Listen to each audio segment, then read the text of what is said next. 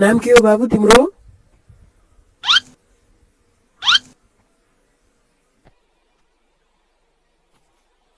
मेरो नाम अमृत हो सर।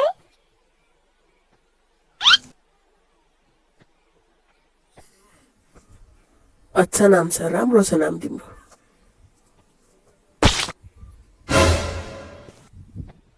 राम्रो नाम छ? के राम्रो नाम छ? मलाई त केही राम्रै लाग्दैन। त्यो तिमीलाई कस्तो नाम चाहिएको थियो त?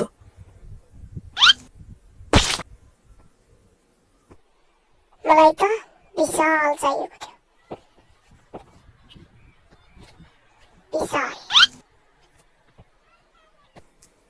त्यो विशाली राख, किन अर्को राखेको त? त्यो हाम्रो परिवारमा कसले सुन्छ? यही नाम राख्ने भन्छन् त नि के गर्ने?